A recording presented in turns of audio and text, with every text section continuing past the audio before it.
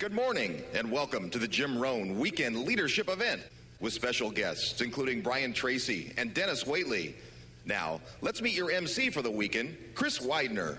Chris has been speaking professionally since 1988 and has shared the stage with U.S. presidential candidates, nationally known television news anchors, best-selling authors, and professional athletes. He has spoken on motivation and leadership to some of America's finest organizations, including General Electric, Cisco Systems, and the Harvard Business School. Chris has written over 350 articles and 5 books and has produced close to 30 audio programs on leadership and motivation. His articles appear monthly in nearly 200 publications. Chris is also the featured contributing editor of the Jim Rohn One-Year Success Program. Chris's newsletter, Made for Success, has subscribers in 105 countries, making it one of the world's most widely distributed newsletters on success and leadership. His most recent book is The Angel Inside, Creating a Life of Power and Beauty. Now, let's welcome to the stage, Chris Widener. Good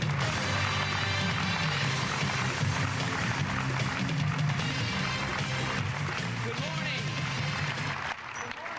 Good morning. Welcome to Anaheim. How many of you are excited to be here today?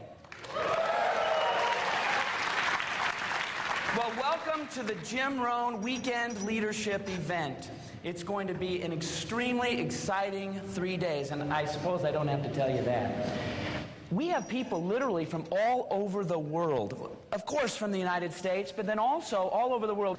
I did a brief, quick walkthrough and just took a look at where some folks were from, and I wanted to just tell you where a lot of the people came from. Certainly this isn't an exhaustive list, but it's a list from outside the United States. Nigeria, Norway, Australia, Italy, the UK, Mexico, Canada, Finland, Denmark, Ireland, Switzerland, Belgium, the Cayman Islands, and I think we even have some folks from New Jersey. So it's going to be a great 3 days, and it's okay. I can bust on the people from New Jersey. I actually did 3 years in New Jersey. Well, I mean, I lived in New Jersey for 3 years. Today, let's just give you an overview. We have coming up shortly Jim Rohn. Then later on in the day, the great Dennis Waitley is going to be here with us. And then later on after that, we're going to have Jim back on the stage. And then, of course, we have the teenage session, which is geared for teenagers, but certainly everybody is invited to that, and it's going to be an extraordinary time as well. One thought I want to give to you as we begin this day and this weekend, and it's around the idea of ideas. I love the concept of ideas, because ideas are the seeds of what become our lives. And over the course of the next 3 days with Jim and Dennis and Brian, as well as a number of the other speakers, you're going to get literally thousands of ideas. And I think about the power of ideas. You know, Microsoft started as an idea in someone's mind. The automobile started as an idea in someone's mind. Space travel began as an idea in someone's mind. In fact, the very foundation of our country, the United States of America, began as an idea and a concept inside someone's mind. Truly amazing what happens when we allow an idea to grow inside of us and then transform by action to begin to develop the kind of life that we want to live. And that, to me, is the most exciting reason to be here today. Each and every one of you is going to be kind of on idea overload. You're going to have little ideas that are going to pop into your brain, and what comes into one person's mind is going to be different than what really sits inside of someone else's mind.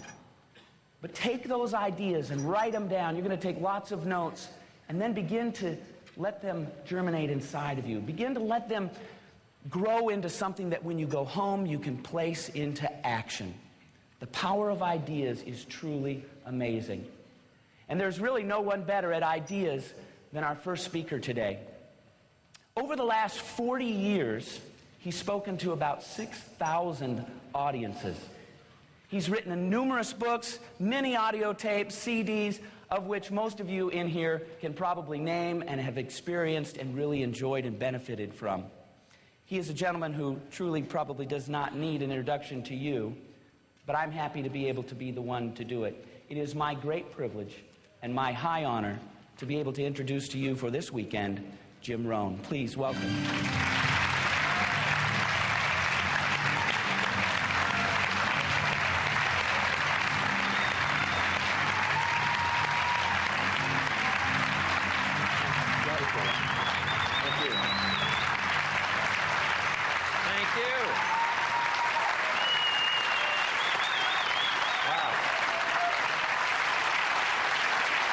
Thank you very much. Wow, thank you.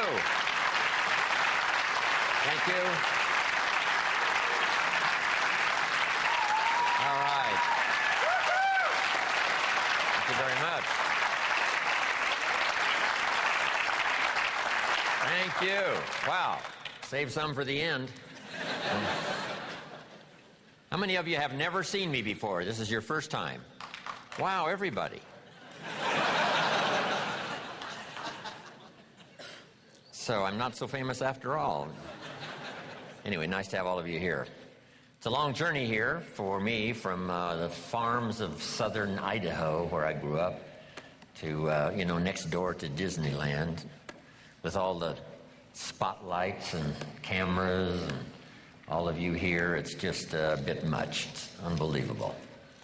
I did my first for-pay seminar in 1963 at the Beverly Hilton Hotel in Beverly Hills, California, called Adventures in Achievement.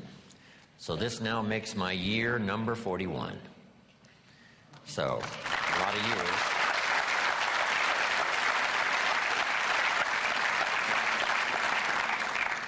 And my big purpose now is to keep my journey going. I just got back from Argentina last week, and next week I go to Venezuela. Toward the end of the month, back to Italy and Europe. A little later in the year, Asia, South Africa, and Australia, and who knows where else. So from my travels around the world, I just really dropped by to say hello and share some ideas. But I'm thankful for the opportunity to share these ideas one more time. The ideas I want to share with you so dramatically changed my life. I'm always excited about the opportunity to share them, one more time. I quit school at age 19, unfortunately. My reasoning was, I'm smart enough to get a job. How much smarter do you need to be? And with that bit of shallow thinking, I quit school at age 19. A little while later, I went to work. A little while later, got married, started this little family, and I'm out there working hard, doing the best I could, but falling a little bit behind every year. Finally, the creditors once in a while are starting to call, saying, you told us the check was in the mail, and I'm embarrassed by that. And then I'm sure some of you, if you've listened to my cassette tapes or the CDs or heard some of my material, the Girl Scout story finally occurred, age 25. I hear this knock on the door. I go to the door, and there's this Girl Scout, about this tall, selling cookies for the Girl Scouts. She gave me one of the finest sales presentations I've ever heard. Special deal, several flavors, Girl Scouts, best organization in the world, only $2. And with a big smile, she very politely asked me to buy. No problem. I wanted to buy. Big problem. I didn't have $2 in my pocket. I'm a grown man. I live in America. I'm married with a family. I've been to college 1 year. And I've been working for 6 years, from age 19 to 25, and I didn't have the $2 in my pocket. And I didn't want to tell her that. That seemed too embarrassing. So I did what I thought was next best. I lied to her. And I said, look, we've already bought lots of Girl Scout cookies. We've still got plenty in the house we haven't eaten. She said, oh, that's wonderful. Thank you very much. And she leaves. When she leaves, I say to myself, I don't want to live like this anymore. How low can you get lying to a Girl Scout, right? That's the ultimate. So I started my search that day, and sure enough, very shortly, I met this extraordinary man by the name of Mr. Earl Schoaf, and my life was never the same after that. Chris mentioned ideas, and that's where this whole flow of unique ideas started for me, age 25. I had the opportunity to go to work for this extraordinary man. I worked for him for 5 years. Then, unfortunately, he died, age 49.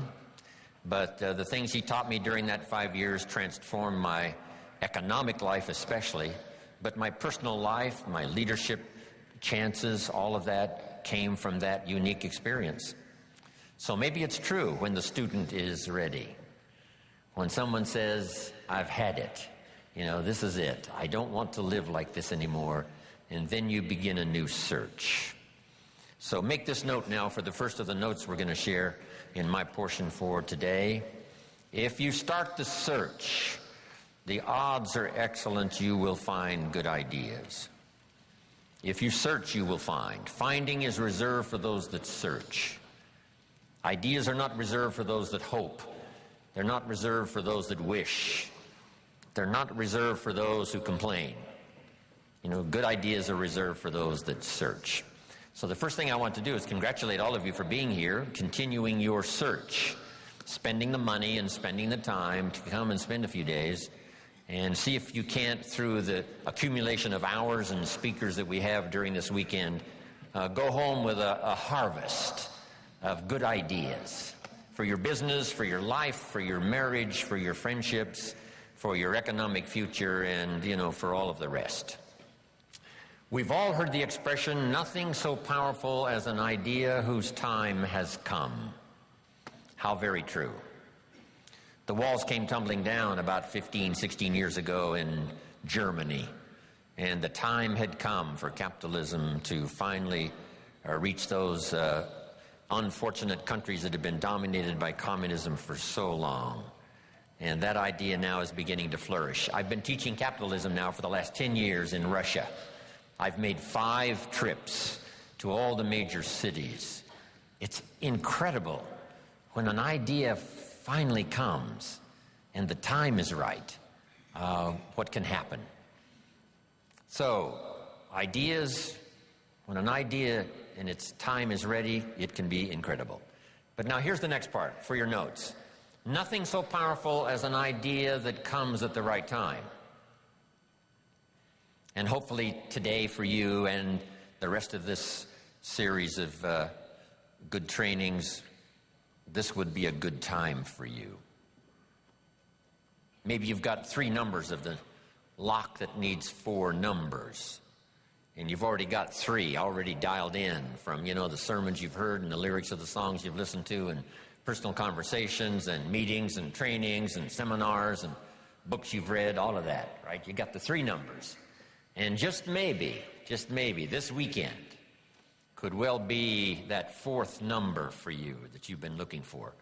And the lock will open and the door will open, and there could be some real new accelerated opportunity for you over the next few years of your life. So I hope that's true. From what I have to say and from Dennis and Brian and other speakers that are going to share with you, this could be a very important weekend for you. I hope it's one of those life-changing weekends where you look back and say, wow, I was never the same. And the chances are excellent if you keep going to as many things as you can get to in terms of information, ideas, seminars, lectures. Because if you go continuously and systematically, some of them will be routine, some of them may be ordinary, and then just once in a while, some may be extraordinary, and you're never the same again. And you'll look back on that experience and say, that was one of the days that turned my life around. So I hope this weekend, from what I have to share and the rest of the speakers, this is one of those extraordinary weekends for you. Here's another note to make. No one person has all the answers. No one person has all the ideas. We need to gather ideas from a variety of voices and from a variety of experience, from social to personal to political to the management of time, the conservation of resources, business, entrepreneur, career, all of that. Being a good parent, a good mother, being a good father, being a good friend, a business colleague. You got to have a whole variety of ideas. So this weekend, we're going to have a chance for that. Multiple speakers and a chance for multiple ideas to come your way. Next is a little phrase that I'd like to have you memorize. And if you memorize it, I'm sure it'll follow you for the rest of your life. And if you're ready, say, I'm ready. Ready. Here is the phrase. You can write it down as we memorize it. Here it is. From testimonials and personal experience, repeat that for me. From testimonials and personal experience, we have enough information to conclude. I'll let you write it down. We have enough information to conclude. So repeat for me. We have enough information to conclude. If you were composing this, I don't know what you would write after this. We have enough information to conclude that it's possible. Jot that down, that it's possible. So repeat for me, that it's possible. And the rest. To design and live an extraordinary life. Make that note, to design and live an extraordinary life. So repeat that for me. To design and live an extraordinary life. Now, let's repeat it from the beginning. Here we go. From testimonials and personal experience, we have enough information to conclude that it's possible to design and live an extraordinary life. I hope you will give that little phrase some consideration, and here's what's next. I hope you buy the idea that from testimonials and personal experience, we have enough information to conclude that it's possible to design and live an extraordinary life. And what I want this weekend to be for you is the gathering of more ways and means to design and live for you an extraordinary life. I don't know how far you want to go. Here's the first essence of life, and that is self-preservation. To produce enough to take care of yourself. The instructions given right to the couple that left the Garden of Eden. One was to multiply. It's a lonely place with only two people. But here were the next instructions, to be fruitful. How fruitful, how productive should one be? And here's number one, to produce enough to survive. To produce enough to take care of yourself. And self-care is important. If you're flying on an airplane, the flight attendant says if for some reason we run out of oxygen, these oxygen masks will fall from the ceiling, and if you have children with you, quickly take care of them, then take care of yourself. No.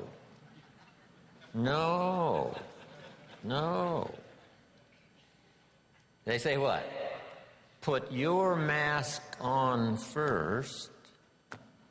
Put your mask on first. See to your survival first. Then you'll be more capable of taking care of the survival of your children.